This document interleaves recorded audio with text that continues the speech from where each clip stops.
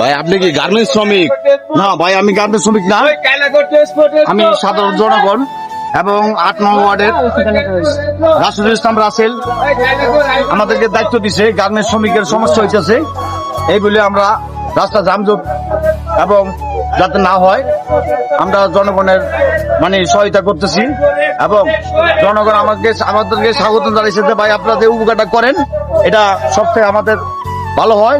এবং আপনারা মনে করেন এই দীর্ঘ 17 বছর এই রাসেল ভাই জনগণের পাশে আছে, আমরা জনগণের পাশে থাকবো। রাসেল ভাইয়ের পক্ষ থেকে আছেন? আমরা রাসেল ভাইয়ের পক্ষ থেকে। এবং আপনি এমনি কোনো গার্মেন্টস শ্রমিক না, আপনি এমনি কোনো আদারওয়াইজ কোনো সাইডের না, সরকারি কোনো কর্মচারীও না, রাসেল ভাইয়ের পক্ষ থেকে আপনি পরিষ্কার করতেছেন, এই তো? এই গানগুলো আমরা ছুটে দিই। আচ্ছা ঠিক আছে, থ্যাংক ইউ ভাইয়া। দুর্ভোগের সমস্যা না হয়। আচ্ছা ঠিক আছে, গার্মেন্টস শ্রমিকদের জন্য শুধু। আচ্ছা ধন্যবাদ।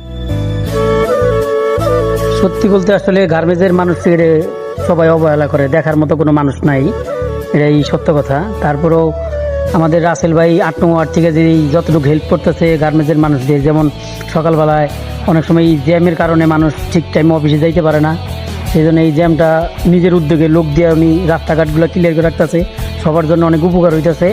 আসলে এটা ভাষায় প্রকাশ করা যায় না, মানুষজন দেখতেছে। আশা করি রাসেল ভাই ভালো কাজ করতেছে, আশা করি সামনে আরও ভালো কিছু করবে, এটাই আমরা রাসেল ভাইয়ের কাছে প্রত্যাশা করি।